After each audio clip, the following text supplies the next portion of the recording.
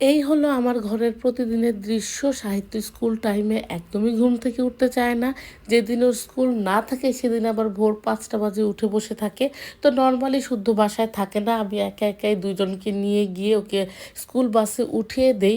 সে কারণে আমি ভোরবেলা ওকে ঘুম থেকে উঠাই। আর এই অভ্যাস আমার একদমই পছন্দ না। ঘুমের বাচ্চাকে কোলে নিয়ে যাওয়া। আমি ওকে ঘুম থেকে আর্লি উঠাই, একটু নাস্তা করাই, তারপর ওকে স্কুল বাসে তুলে দেই। আর এই টাইমটাতে আমি বাসায় ফেরার আগে শুদ্ধতাকে নিয়ে একটু পার্কে হেঁটে তারপর ঘুরে বাসায় আসি।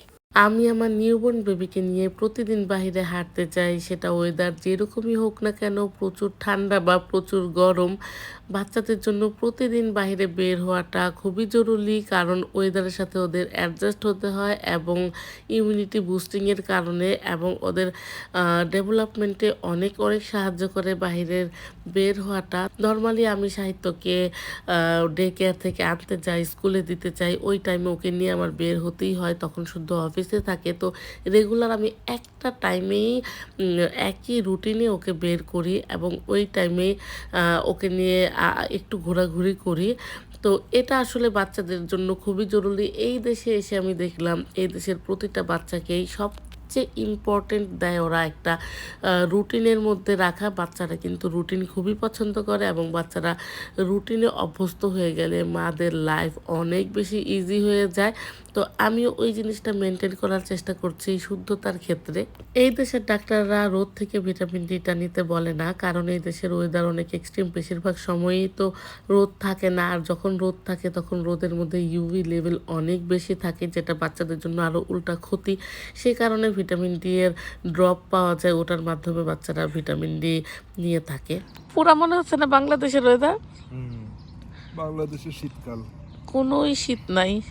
আর এই শীত থেকে সামার আসলে যে এই দেশের মানুষ কত কেন খুশি হয় সেটা এখন বুঝতেছি। কারণ এখন আমাদের সেই খুশিটা লাগতেছে খুব দীর্ঘদিন। স্নো তো স্নো ভাল লাগে আমার, তাও ভাই গরমের চেয়ে ভালো। তাই না?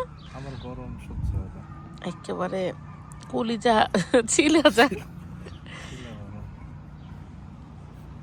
ঠান্ডায় তো তুই কাপড় টাপড় পরে এটা করা নিজেকে যায়, কন্ট্রোল করতে হয়। গরমে তো আর তুই কত কাপড় খুলবি? ওই বাতাস তো আর সম্ভব না বানানো। গরমকে তো তুই ঠান্ডা করার কোনো ওয়ে নেই। ওই নাই।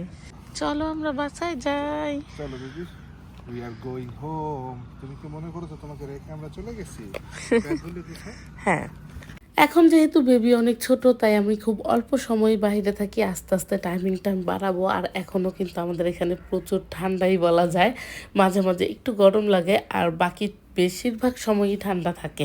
তো ভালো থাকবেন সবাই। আজকে এখানে সবাইকে জানাচ্ছি আল্লাহ হাফেজ।